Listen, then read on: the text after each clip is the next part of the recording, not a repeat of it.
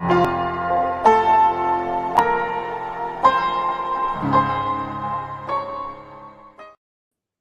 evening. Good evening. It is 9 o'clock on the nose here in St. Louis, Missouri. Had a fascinating day. We'll talk about it. Let's get into it, though. Let's just get the show started for a change. My name is John Schenk. I am the founder and managing broker of Deerwood Realty in St. Louis. We're a small residential real estate brokerage. We help buyers buy homes and sellers sell theirs. At night, I like to do live streams. I like to read the national news on Twitter.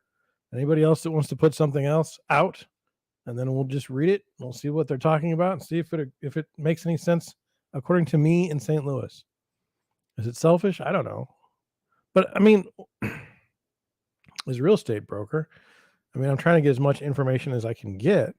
So why shouldn't I put some of that information out there for everyone else? Seems like it makes sense to me. I don't know.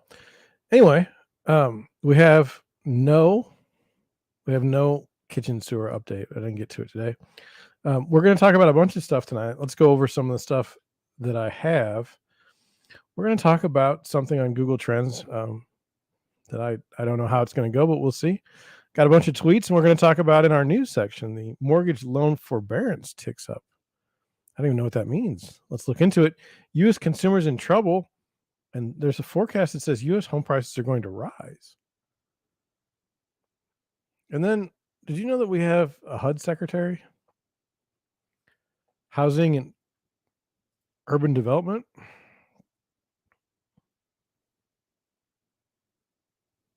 Interesting.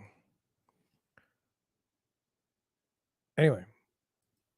Oh, shoot. I saw an email, okay, from my title company, and I thought it was like today. Like, I thought it was right now, and my title company's not normally working at 9 at night. So I was like, spam. Did they get hacked? If a title company gets hacked, it's just, that'd be bad. So anyway, turns out I was just wrong. I was just looking at the email. I hadn't even opened it for the day. So anyway, this morning I had a closing. That's right. I had a closing. So what a closing is, it's not a closing like a bad thing. It's a good thing. You go, and for the real estate agent, 98% of the work is done already. Like, we don't have a whole lot to do when we're at the closing, at least in Missouri, at least in St. Louis. There's not a whole lot. The HUD statements have already gone out. They've already been checked. Everything is in order. We just literally go and sit there and watch other people work. It's kind of fun. But I had a closing this morning, and I'll tell you, for these particular buyers, I worked with the buyers in this case. I was very happy for them because of a few things. For one, they bought the house, and they made an offer to purchase on the house when the market was still rather strong here in St. Louis. And so our negotiating stance wasn't going to be very, very aggressive. And as the housing market has kind of started to cool off, and the stories circulate that, housing is cooling off, even though it's not that bad in St. Louis yet, the buyers were starting not to feel buyer's remorse, but they were starting to feel like they should have pressed harder for more concessions. And that led to just a general sadness during the process. And it was like, I knew based on experience that the sellers had no interest in making any more concessions. Why did I know this? Well, they had bought the house just like 2 years ago. They bought it, no inspections, as is. There just wasn't going to be a whole lot of money there. They weren't going to take it. And you say, well, John, your buyers should have just waited until the price came down, a year from now. And that's where I think I think people are missing something fundamentally. Look, if you have the means to purchase a house and you're having a life-changing event, you will buy a house. Like, if you get a new job and your income is like, 10 times what it was, you will look to get a new house. Family, if you're planning on getting married, or if you're having kids or something, you will look to get a new house. It doesn't, some of these things you can't just put off. And so that's the market from which I want to work from, is the one where people are motivated to buy and sell houses. I don't care which side I have. Although,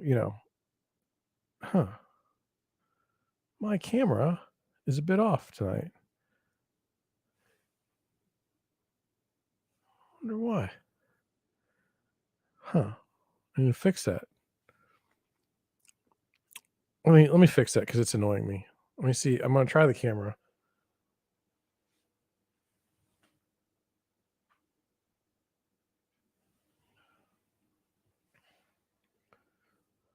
Much better. Much better. So these people have to, there's people that have to buy homes. So anyway, in this particular case, the buyers were like, we didn't really tag the sellers hard enough. And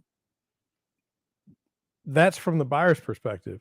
I can guarantee you the sellers were sitting there saying, man, we've given them all these concessions and the market's still strong. It's weird.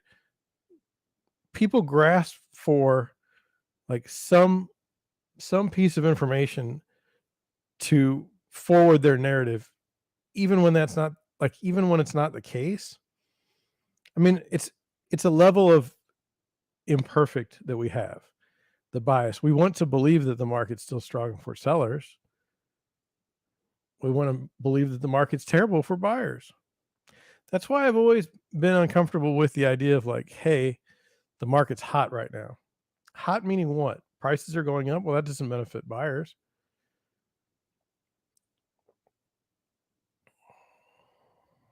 I've always been confused by like what a hot market is. We just went through a hot market. Was it good for the buyers? Time will tell. We say, yes, John, they're going to have like 2% mortgages for the rest of their life. I don't think that's going to happen. Anyway, so the buyer psychology, back to that. So the buyers are feeling underwhelmed throughout the deal. They're disappointed. There are things that I could do better. One of them is I could explain the seller's position better. And then I could also have mentioned ahead of time that nothing is like in concrete. I mean, we negotiate, and we negotiate according to the accepted offer. And we can't just make up weird rules. And here's an example. In the standard board contract in St. Louis, you have 10 days to do your inspections. Okay. You can bring any professional you want to through the house to inspect. No big deal. And the sellers are totally good with that. In fact, they will, anyway, they're totally good with that because it's by the contract. So let's say you find early on, let's say in day 2, you find like something's wrong with, I don't know, a foundation wall. Well, there's a good chance that you can get someone to come in and estimate what it's going to cost to fix the foundation wall. Okay. But it never happens that way. Okay. And you say, well, why, John? Well, here's two reasons why it doesn't happen just off the top of my head. One, buyers typically and agents typically wait till the last minute to get the inspections. I don't know why. That's like, some people don't want to miss work. So that would be one reason. So you could have a property go under contract, say on a Friday, and then not have an inspection until the next weekend. I mean, then you're just killing time. It's a terrible strategy. That could be one reason. Number 2, it could be that certain people that do estimates aren't exactly excited about doing an estimate on a property that you don't even own yet. We ran into that on this property that, we wanted to get. And then, so anyway, you have the 10 days. Okay. And then you have, by the contract, you can have 10 days, but most of the time it varies to negotiate the repairs. Well, if you've not gotten an estimate from someone of what it's going to cost to do the repairs, how do you know how much it's going to cost? What are you negotiating? What are you asking for? And then you run into this problem of, and I don't know how to get through this one. I'll just try to explain it. When you're a buyer and you're walking through a house, no matter what the price, you'll say to yourself, this needs changed, this needs changed, this needs changed. The floor needs to be thrown out and redone. And so you start adding up kind of the costs that you're going to incur in each room to get the home like you want it. Okay. And so then your offer is going to be rather low. Whereas someone else may come through the house and say, you know what, the flooring's pretty good. I kind of like it. They're automatically then going to beat you on an asking price because they're not fixing up as much stuff, or they're not anticipating the repairs that you are. It's not that it's not fair or anything. It's just kind of the way it is. I wanted to throw that kind of stuff out because so the buyers were down. They're like, we didn't get all we wanted. And I understand that. I'm not criticizing them in any way. But then we got to closing today, and it was a very stressful deal. And when we got done, buyer thrilled.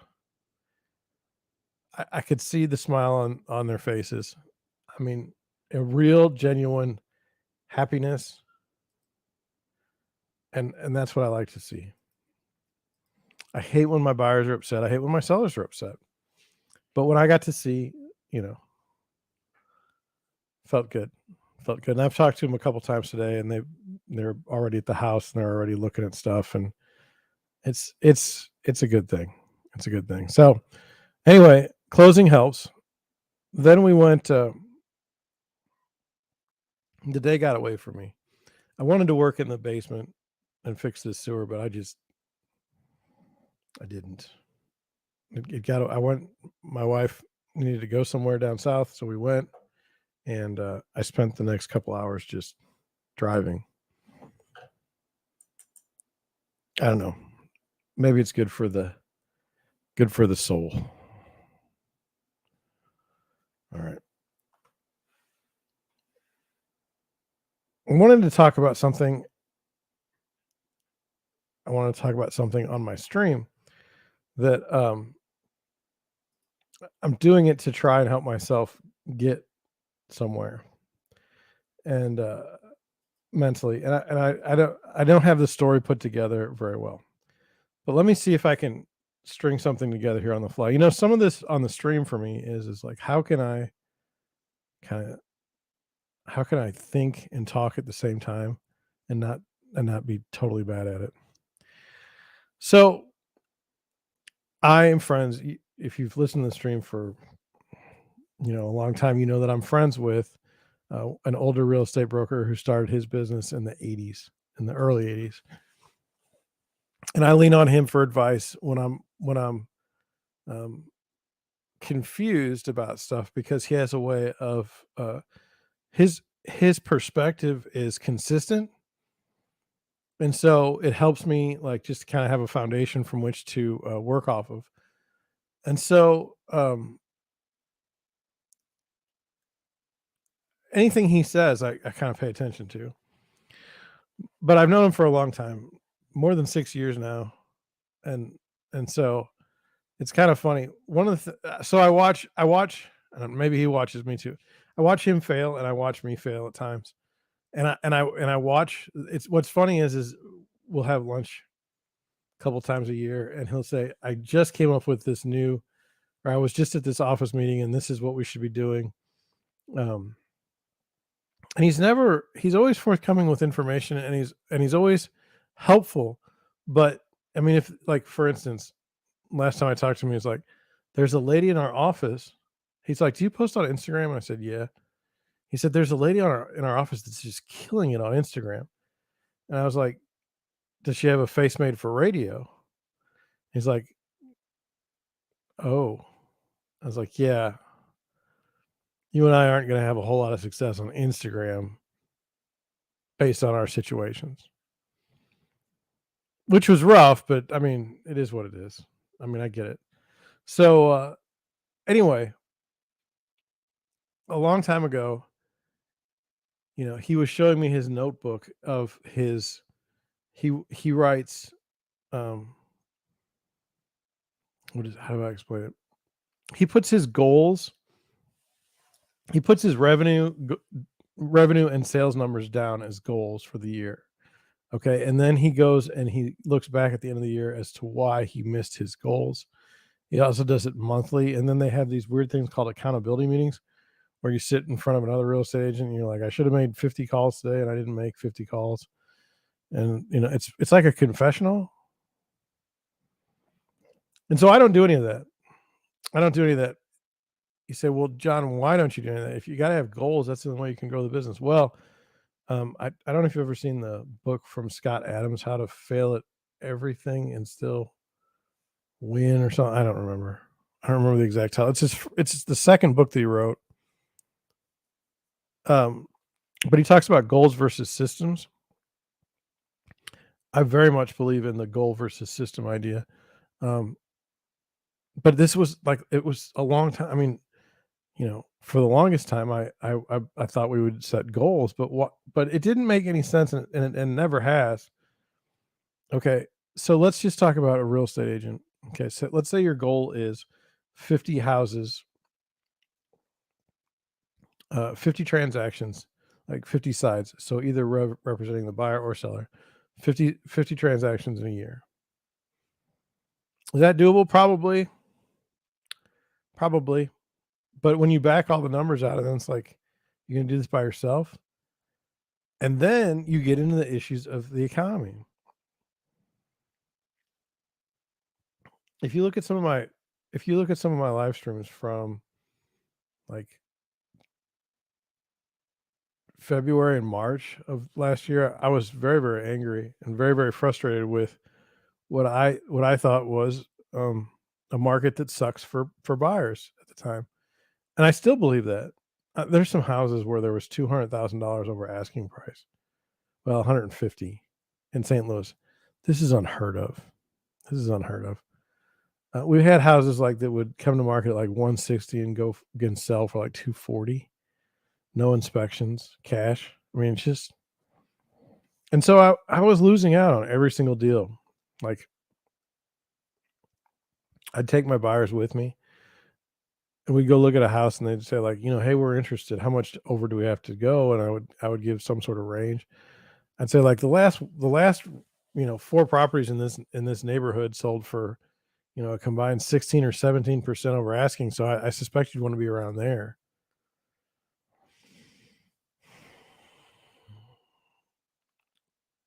But anyway, I was doing the real estate work really at a high level, and I wasn't getting any closings, and I wasn't getting anything under contract. And so it's like, was that me? No, it was the market. There was nothing I could have done. There was nothing. I'm not going to counsel my buyers to buy a house that's, way overpriced. It's just not going to happen. And that's what I fear is going to happen to a lot of people. Let's say you were a buyer and a house went to market for 180. And so this house went to market for 180. You end up being the buyer. You put in an escalation clause and you bought it for 240. Okay. And then you say, well, now that I bought this house for 240, every house in the neighborhood's worth 240. Probably not. But then now, during this market correction, which we will definitely see in St. Louis at some point in time, the value of your property is going down. That means if you try to sell it tomorrow, you're not going to be able to get what you have in it. You're not going to be able to get yours. And so it does two things. One, it doesn't motivate you to want to move. Why should you move? You have low interest rates. You're not going to get low interest rates again right now. And then number two,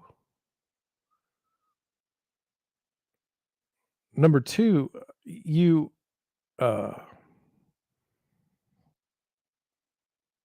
you had the perception that you were very bright for what you did because you bought a house and you have a 2% mortgage, and you somehow discount the fact that you paid, $40,000-$60,000 over. And so now when prices start going down, you're freaking out because you got a good deal, but the value of the house is going down. I suspect a lot of people are going to be in that situation where the real estate agent has told them time and time again, look, you got a great deal. This is wonderful. You should be so happy, and they are. But there's got to be this nagging thought for some of them that, like, hey, if I try to sell this house tomorrow, I've got to bring money to the table. And that's not good.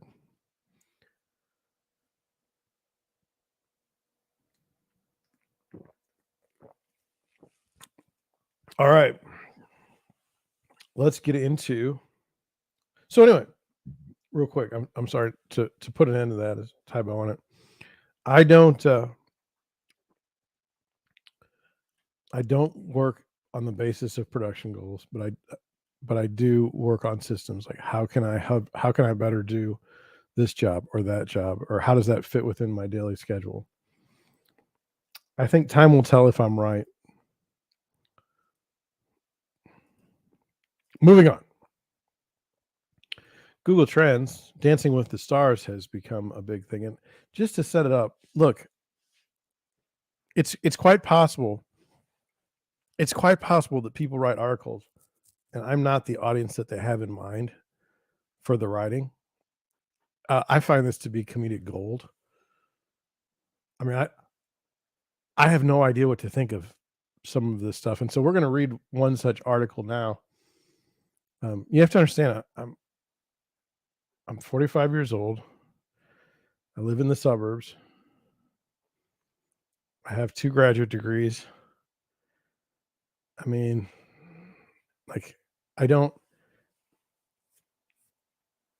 I own my own business. I don't think that this is the audience that it's supposed to be for, but it's hilarious to me. And so we'll go over it.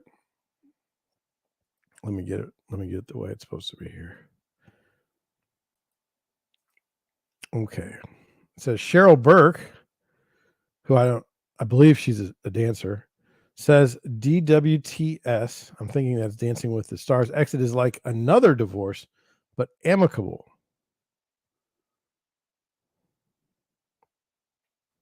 So Cheryl Burke as a dancer and leaving like leaving Dancing with the Stars is like another divorce, but amicable.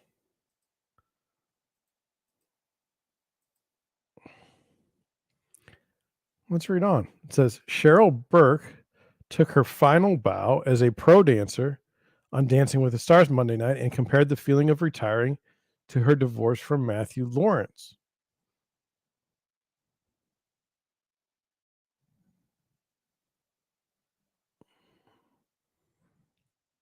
She's no longer going to be a pro dancer?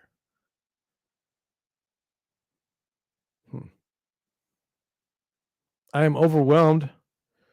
I've been trying to hold back the tears, I would say, because I really wanted to perform the best I could. Now, with all that behind me, it's just bittersweet. But I have to just trust my intuition, Burke, 38, told Page Six in the ballroom. What's her intuition? That she should retire?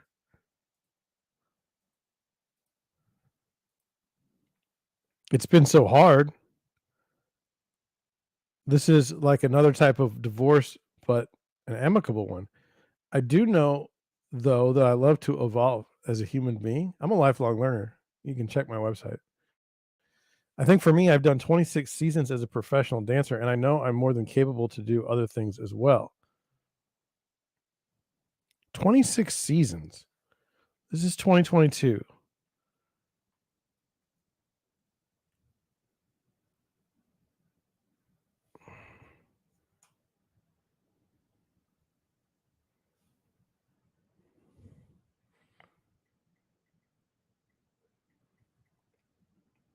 That would mean that Dancing with the Stars started in 1996 if they go year by year. That's always been a weird thing to me. I don't understand seasons. It's clearly not every year.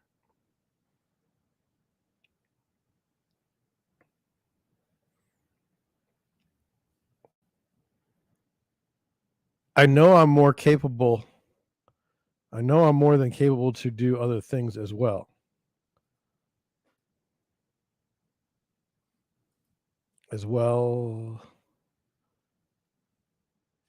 Oh, 26 seasons as a professional dancer, and I know I'm more than capable to do other things as well than be a professional dancer. Well, I'm pretty sure she can do other things too. I don't.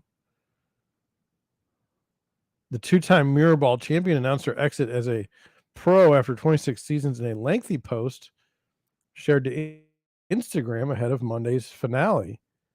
While the Dance Moms alum told us her current passion is raising mental health awareness, she also addressed whether she'd be down to return to the dance competition series as a judge following Len Goodman's emotional retirement. I never thought in a million years I would retire the same season as Len Goodman, she exclaimed. Honestly, I would love to evolve within the Dancing with the Stars family, but if that doesn't happen, all good. I had to do this for me. I honestly don't understand this at all. What does she have to do for her? How is she evolving in the family? Why would she assume she would retire the same? Did they have some sort of... It's very confusing. Monday night's season 31. So she's not been on all 31 seasons.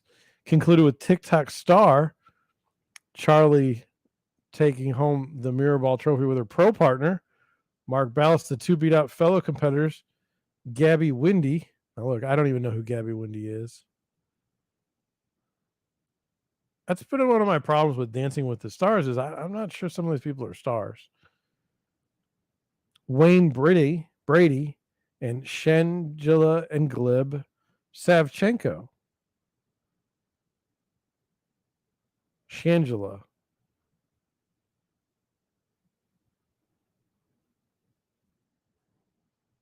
I don't know who that is. It's deserved. I called it from the beginning. Burke said of D'Amelio and Ballas's win.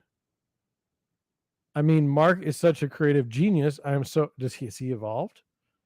I'm so proud of him. It's not easy taking a break and coming back. Well, apparently he's taken a break and come back. Mark Ballas. I just love that Mark came back with a vengeance and with someone who's so sweet like Charlie. Very well deserved. I'm happy for both of them. Well, what's she supposed to say? You're terrible. You know what? I'm retiring, and the fact that you won this mirror ball out from under me, that's just a jerk move. Coming back the season that I'm supposed to win it all. As previously reported, Burke filed for divorce from Lawrence 42 in February. Isn't that interesting? They have her filing for divorce. Then they have his age, 42. Do they have her age?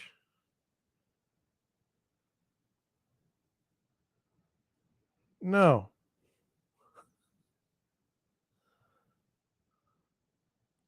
Why would they put his age and not her age? In February, after nearly 3 years of marriage, she cited irreconcilable differences and listed her date of separation as January 7th, 2022 in court documents obtained by Page 6 at the time. The two first met when the actor's older brother, Joey Lawrence, competed on season 3 of Dancing with the Stars with pro dancer Adita. I'm going to go with Adita. They dated for a year in 2007 before calling it quits for the first time, but ultimately reignited their romance in 2017. So Joey Lawrence, is that the Joey Lawrence I'm thinking of? He has a brother who Cheryl Burke married. Matthew then proposed in May 2018, and the two tied the knot a year later at the Fairmont Grand Hotel or Grand Del Mar in San Diego. Since filing for divorce, Burke has been vocal about the many ups and downs of moving on and beginning her new chapter.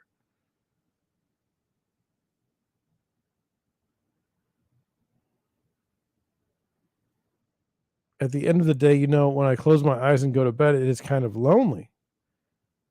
Apparently, she has a podcast. Noting that she was open to start dating again slowly but surely. She had, I wouldn't mind having a text relationship with someone or even just someone to flirt with. Now, look, I find it hard to believe that this woman has trouble flirting with people. She's a professional, or she was a professional dancer.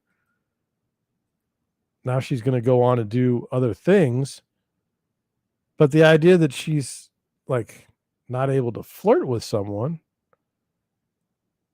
seems highly unlikely. If I go to McDonald's every once in a while, someone will flirt with me. I think they're just patronizing me because I'm old.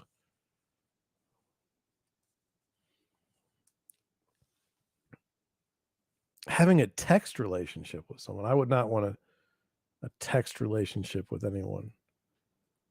Some people are very good at the texting. They can do 2 thumbs. I'm not.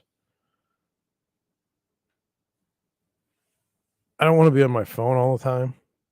I'm already on my phone all the time. But what I'm saying is I wouldn't want a text relationship with someone. In fact, is that a real thing? A text relationship? I've done deals where it's pretty much all text.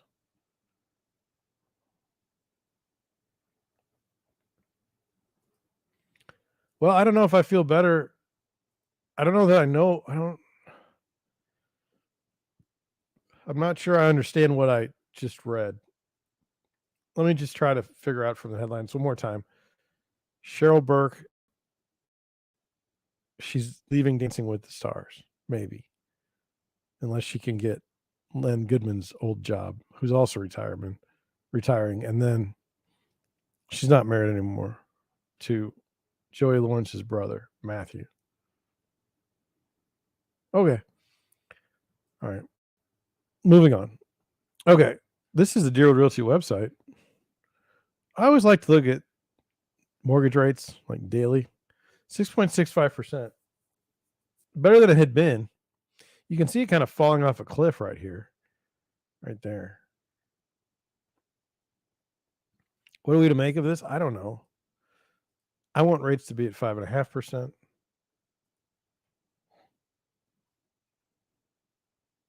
They're not. Let's get to some tweets. Man.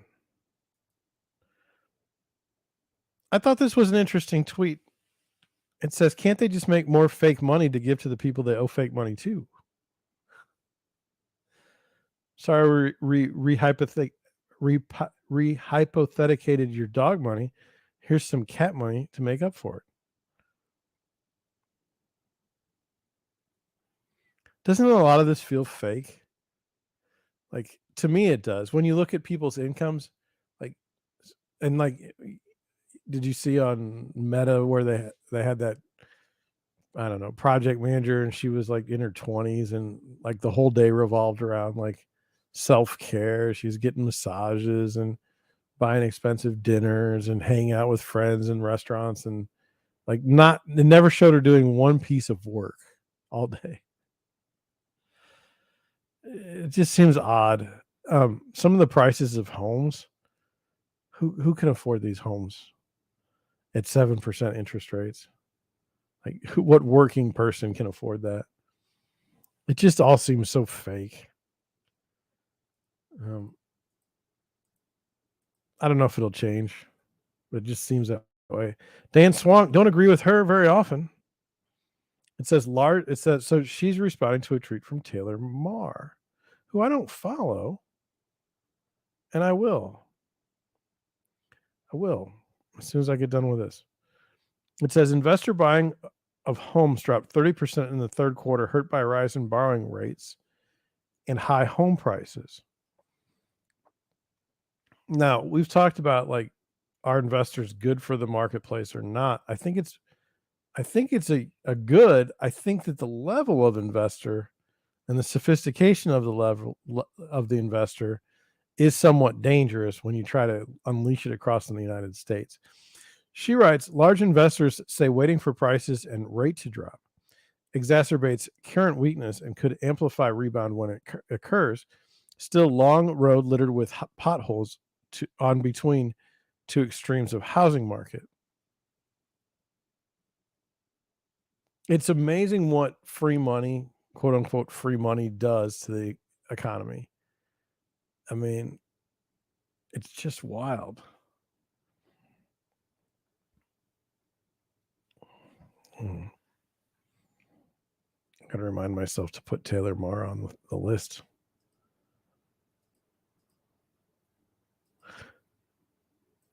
Housing bubble disrespecter. Odds he never sees his house or money. Well, what's this about? So they pulled this off of Reddit. It says, builder 1 year overdue with no end in sight.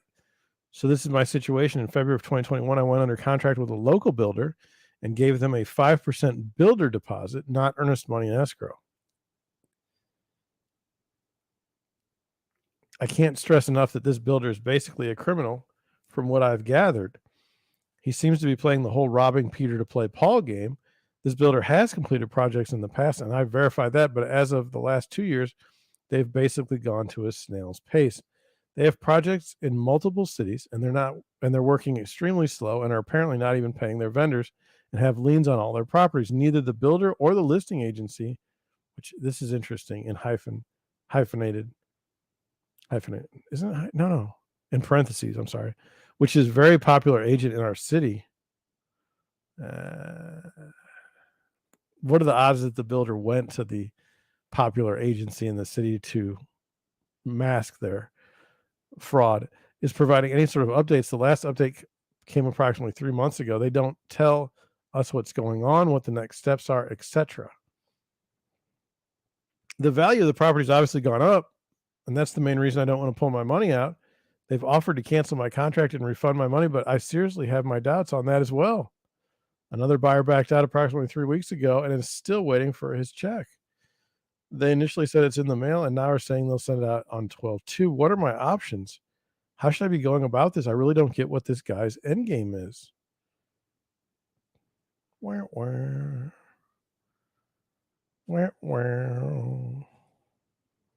His end game is bankruptcy. Well, but his mission right now is to try to avoid that.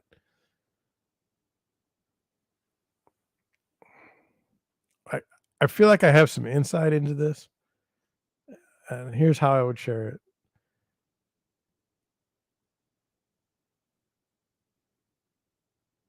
It's amazing if you want to buy a house, okay, what you will do to buy a house and how the mental gymnastics you will perform, especially on a new house. So let's say you buy a new house, okay, and they actually get it built and everything, but you don't like the way it turned out. Like, you don't like the fact that the backyard is smaller than you thought it would be. So all of a sudden you go back and you look and try to find anything you can information wise on why the builder is terrible. This isn't a defense of the builder. I don't want you to think that, but you start doing this thing. Well, if I only would have known X, Y, and Z. Well, you weren't looking for X, Y, and Z back then. You didn't even know what you were looking for. And so, I mean, the red flag here is, I mean, there's so many.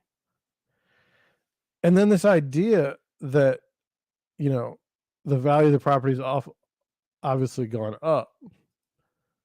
We don't know. I mean, if the development doesn't get built, I mean, they still have to go through bankruptcy. And if they time it just right and the housing market goes down,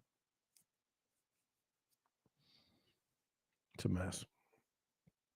It's a mess. And put earnest money in escrow.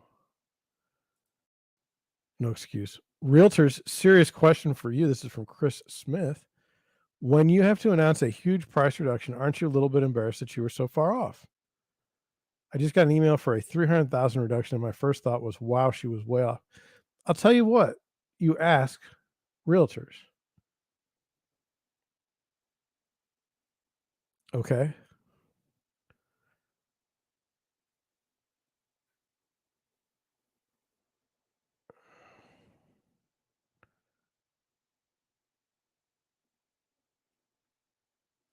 It says, sometimes somebody writes, sometimes it's the seller and we agree up front to improve the price if we don't have any serious offers. First of all, when you hear that price improvement, that's a sign that that person's nuts. They've totally drank the Kool-Aid of what they're doing. They think it's great. And then he writes, I've heard a lot of agents have a reputation for doing it that way and are looked down upon for the approach.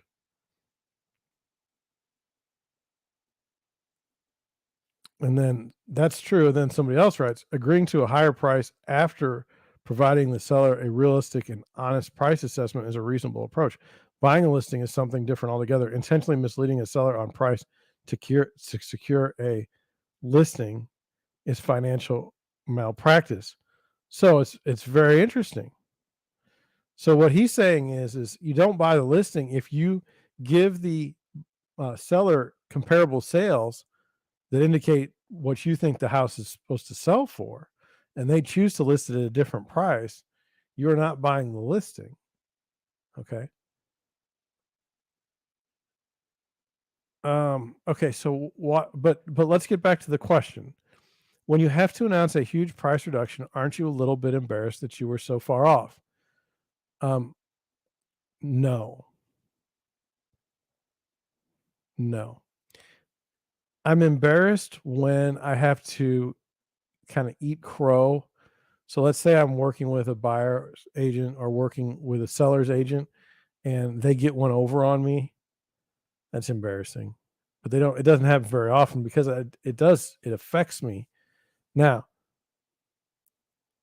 it I don't know that first of all, I've never been in a situation where I've been $300,000 off. Um, I always talk to sellers and say, look, this is what the price indicates.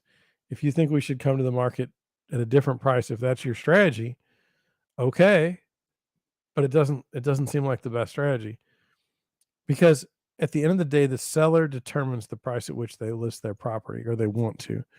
Your job is to provide them comparable sales that are relevant that would indicate a better, pricing strategy or a good pricing strategy. So I don't feel embarrassment. I feel concern. If I don't sell that house, somebody else is going to come and buy it, come and list it, and I'm going to not have a commission, which is how I feed my family. So if I can't earn a commission, I may have put out a couple $1,000s on a listing. So this is on scale. So like if this is a $1 million house, I miss it by 300. That's too far off. If it's a $5 million house and I come down even a half a million, no, I'm not embarrassed.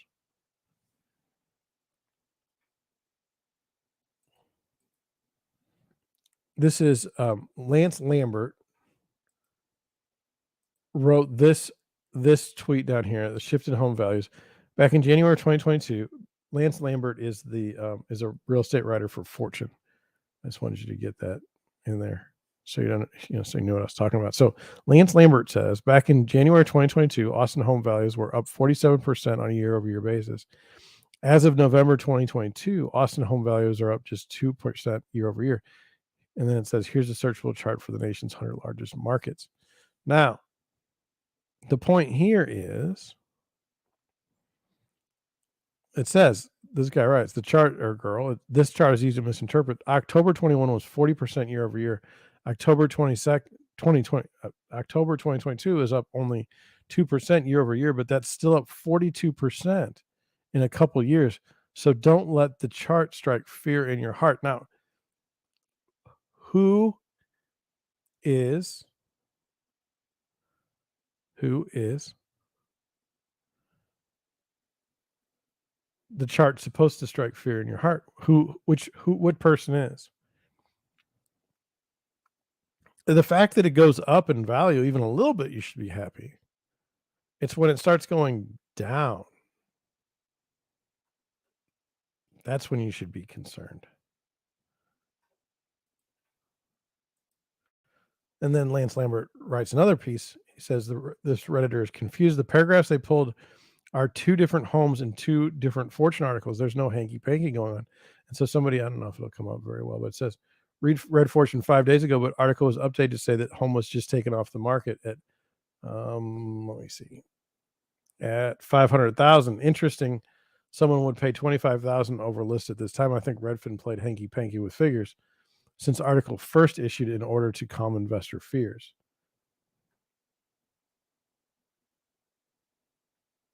Please note differences in the article in 5 days. Purchase price changed from 600 to 610 to 600,000. The size of the property changed from 2-bedroom to 3-bedroom. Original listing price changed from 674 to 624.9. He writes, the Redditor's confused. The paragraphs they pulled are 2 different homes in 2 different markets, or 2 different Fortune articles. Intentionally confused? Darth Powell, this was a very fair assessment, I think, in the marketplace. The housing market isn't frozen. Sellers just convinced themselves they had a much higher net worth than reality. Eventually, they'll be convinced otherwise when it's too late.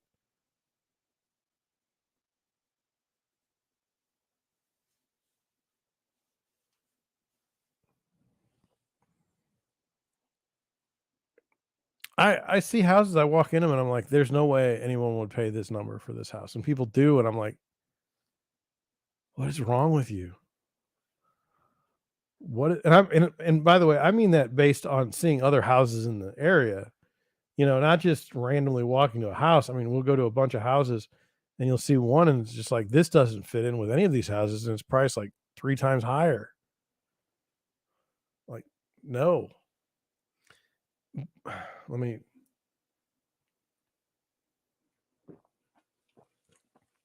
The weird thing is, as a real estate agent on a buyer's agency side, what are you looking for with your buyers? Do you guys just want to be friends? Like, is it just like we're going out, we're hanging out, we're hanging, our homies are hanging, and we're just going to go look for houses to buy? And then we just find the most stupid house to buy and do it? It's like some sort of joke? Like, are you looking for a real estate I'm just curious. Are you looking for a real estate professional to guide you in your home buying journey? Or are you just looking to hang with your bros? Because if you're looking to hang with your bros and you buy a stupid house because of it, I don't know. I don't feel sorry for you.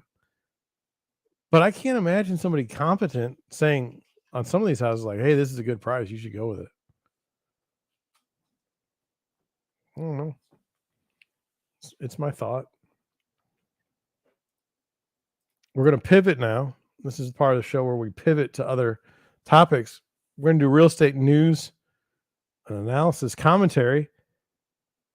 Okay, so I saw this article here. Share of mortgage loans in forbearance increases slightly to 0.70 in October. And I said, well, what is forbearance? I'm doing this for your help as well. It says they experience a short-term hardship. Forbearance may provide temporary payment relief to assist homeowners dealing with a job loss, disability, illness, a recent disaster, divorce, death of a wage earner, or other unique circumstances. What is a forbearance? With this option, you and your mortgage company agree to temporarily suspend or reduce your monthly mortgage payments for a specific period of time. This option lets you deal with short-term financial problems by giving you time to get back on your feet and bring your mortgage current.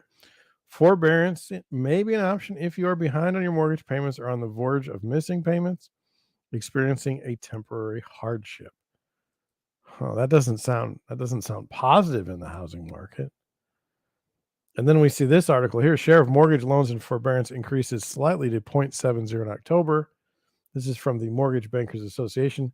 The Mortgage Bankers Monthly Loan Monitoring Survey revealed that the total number of loans now in forbearance increased by 1 basis point from 0.69% of servicers' portfolio volume to the prior month to 0.70 as of October 31st, 2022. According to MBA's estimate, 350,000 homeowners are in forbearance plans. Now, the idea is that as the housing market collapses, there should be more foreclosures. Okay. More loans in forbearance. You get forbearance before you get a foreclosure. Okay.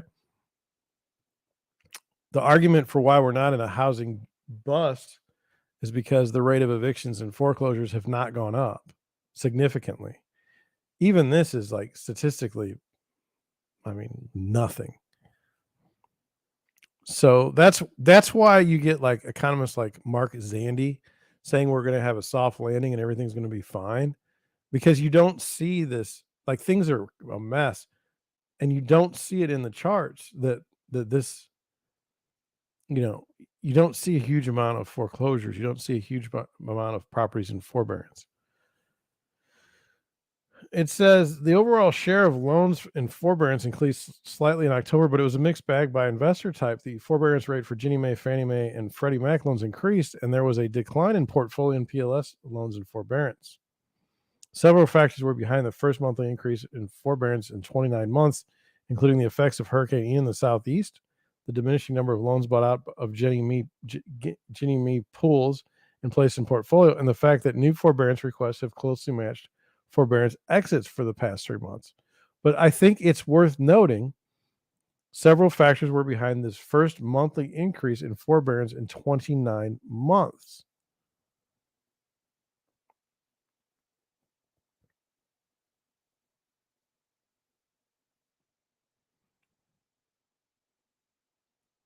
MBS's loan monitoring survey requests that services report all loans in forbearance regardless of the borrower's stated reason, whether pandemic related due to a natural disaster or other cause.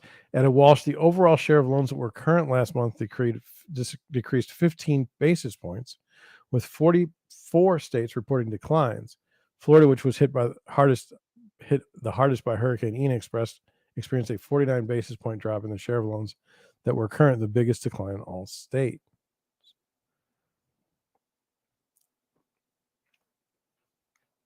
Something to pay attention to as we go forward in the economy is what is up with the forbearance rate. 9 to 12 more months. This is the second article. How long U.S. consumers have before the bottom falls out. During the pandemic, consumers socked away an unprecedented amount of cash thanks to government stimulus and lockdown economy. There was such a surplus that people were also able to pay down debt, buy new appliances, and take vacations once draconian lockdowns were lifted. And of course, businesses raised prices and hired more workers to meet the flood of demand. Now that we're enjoying inflation, while wages have struggled to keep, the question becomes how long can consumers maintain this level of spending with their excess savings, which was estimated at $1.2 to $1.8 trillion in Q3 this year. Hard to believe people are still hoarding their stimulus money. What's more, consumers have already been loading up credit cards to supplement their incomes. That's not good. A brief history of recent savings trends via the Journal. In 2019, before the pandemic hit, households saved 8% of their disposable income. That savings rate jumped to 16% in 2020, the highest annual saving rate on record, as government stimulus and unemployment benefits left many consumers flush with cash with few opportunities to spend during lockdowns. In 2021, the saving rate moderated to 11%, is falling further in 2022. The rate has been below 4% for 7 straight months, and in September it's at 3.1%, near its lowest level since the 2008 financial crisis. This is what I remember about the financial crisis, is that nobody had any money in the bank. They weren't keeping it in the bank. They were spending it on stupid things. In short, consumers are spending more and saving less of their monthly income thanks to inflation, which is exactly the problem with inflation. What's more, there are signs that consumers aren't using their savings to pay down credit card debt like they used to, with the Federal Reserve Bank of New York reporting that credit card balances increased 15% year over year in the third quarter, the largest increase in more than 2 decades. Delinquency, meanwhile, rose across all income groups. According to JP Morgan, at this rate, the excess savings could be entirely spent by the second half of next year. It's not good. It's like you can go on this path with inflation for quite some time. It's just at some point you'll run out, and they're possibly getting close to that. Goldman economists estimate that households have depleted around 25% of their excess savings and will spend around 60% of it by the end of 2023. The growth boost from strong balance sheets is probably mostly behind us, but elevated wealth levels will provide a backstop to spending for households that are hit with a negative economic shock. Analysts say a feature of this holiday spending season will be the divide between high-income households that still have savings and low-income households that have spent most of their rainy day funds and are squeezed by food, gasoline, and shelter inflation. I think that's fair. I think that's very fair. But my question to you is, if the economy is so strong, if Americans were concerned about using their savings to purchase goods and services, how did the elections turn out so poorly for the Republicans? I mean, they're supposed to know what's going on with the economy. I realize they didn't put forth any sort of platform to win. I mean, other than we're not the Democrats, that's not a good strategy. But what I'm saying is, if there's all this financial malcontent, why isn't it showing up in places like voting? According to Joseph Brusalis, chief economist at RSM US LLP, it's going to be an upscale holiday season with strong spending in luxury names, experiential travel, upper end resorts, and a more modest holiday season in bottom income quintiles. Yeah, the wealthy are still going to be able to go do what they always do, and the poor are going to have to sit there and just deal with it. Shocking. I'm going to change the rate of the articles because this one here. No, I won't. We'll go to that one last. Okay, here, let's do this one. This is from CoreLogic. They have the Case-Shiller CoreLogic housing index, but let's look at this. It's going to be kind of heavy, and I'm not really interested in being heavy tonight. Okay, so here we go. U.S. Home Price Insights, November 2022. Introduction. Not interested. The HPI national change. Home prices nationwide, including distressed sales, increased year over year by 11.4% in September 2022 compared with September 2021. Month over month basis, home prices declined 0.5% in September 2022 compared with August 2022. The forecast price nationally. The CoreLogic HPI forecast indicates that home prices will increase on a month over month basis by 0% from September 22 to October 22, and on a year over year basis by 3.9% from September 2022 to September 2023. They're forecasting an increase in home prices year over year. HPI and Case-Shiller trends. This graph shows a comparison of the national year over year percent change for the CoreLogic HPI CoreLogic Case-Shiller index from 2000 to the present month. With forecast 1 year in the future, we note that both CoreLogic's HPI single family combined tier and the CoreLogic Case-Shiller index are posting positive, but moderating year over year percent changes and forecasting gains for the next year. I mean, that looks negative, but that's out to 2023. The Case-Shiller index forecast seems to be moving higher, and it seems like the forecast is moving higher. Odd. So this is why they say migration patterns.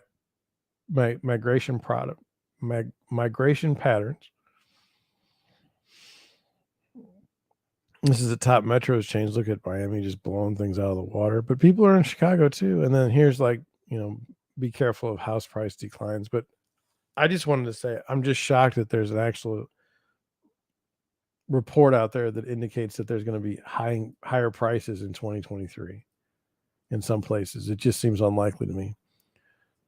All right, finally, let's do this. Finally, nobody saved that. No, you're right. They did. I think they did vote for that. So what should the manager of housing and urban development be doing in times like these? Like, what do you think they should be doing? Should they be, inflation is rampant. House prices are through the roof, and now they're collapsing. That's what they say. I don't know. I have some listings that do very well. I have some listings that don't do very well. I don't know what to even say about it. But one thing I don't think the director of HUD should be doing is this. Marcia Fudge will be the first sitting HUD secretary to visit Japan. What? What is that? Why? What does she need to do in Japan? Like, what is this about? It doesn't make any sense. It says the HUD secretary will meet with Tokyo's governor to learn about its affordable housing models and public housing. Literally, just read a book, read the newspaper, watch some videos on YouTube. You have to go to Japan? The hell is this? The U.S. Department of Housing and Urban Development Secretary Marcia Fudge will be the first sitting HUD secretary to visit Japan when she arrives in Tokyo next week. So what? So what? Why? Like, who cares that you're the first? Like, in theory, she should just get on a plane and fly to every single country, because at some point she would be the first in all of them. Because what is the HUD secretary's purpose that they need to be in Japan? According to an announcement, Tokyo's Governor Yuriko Kiyoki will hold a joint news conference with Fudge on November 30th to learn more about Japan's policies regarding public housing, affordable housing models, and aging in place. We already talked about affordable housing, just the term is nonsensical. How do you define affordable? Well, man, you are on it. You're 100% right. Those little sleep chambers.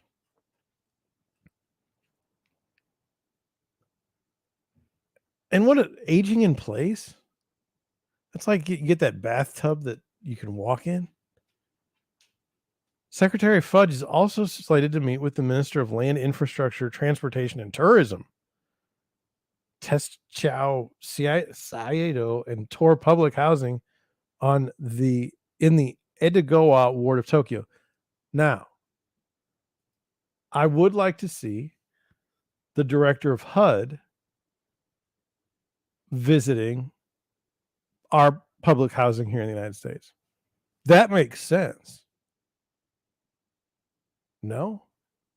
Like, tell me how our affordable housing is going and public housing.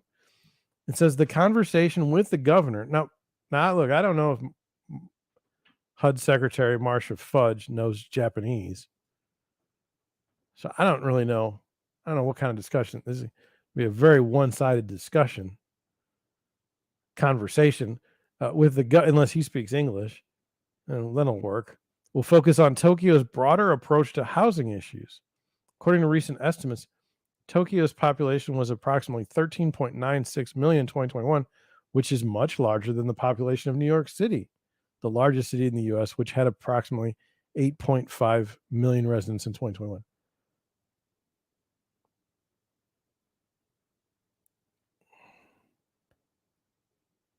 So,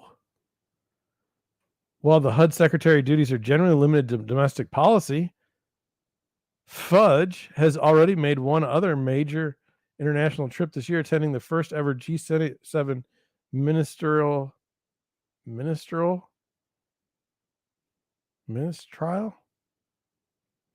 for urban development in Potsdam, Germany. Was she the first housing secretary to end up in Potsdam, Germany? Participants included representatives from the G7 nations, Canada, France, Germany, Italy, Japan, and the United Kingdom, and the United States, as well as non-enumerated members, the European Union, and included discussions on topics like inclusive, sustainable development and international coordination on development policy.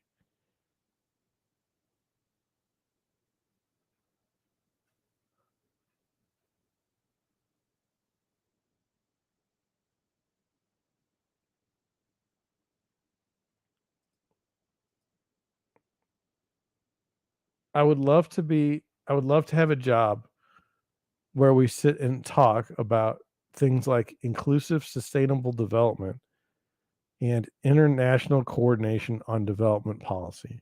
Like, I literally get to cash a check because we yapped about stuff that's just stupid.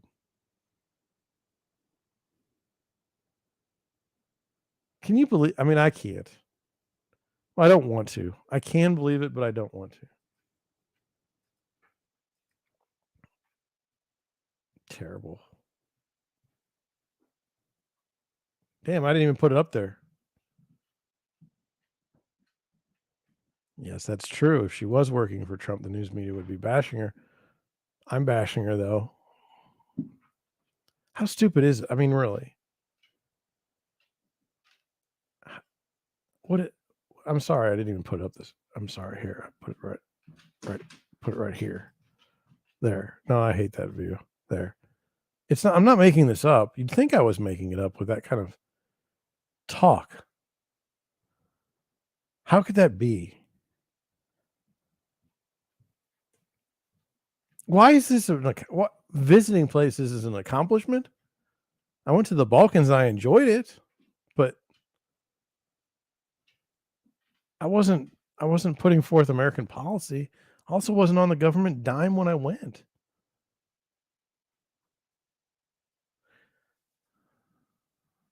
All right. Well, I'm gonna head out.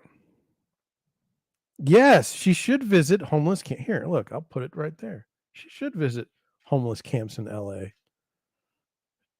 You should do that, or even visit government housing in LA. That would be the job of the HUD secretary. Okay, like I think that's fair. Going to Japan and talking to people about how to build cities like Tokyo.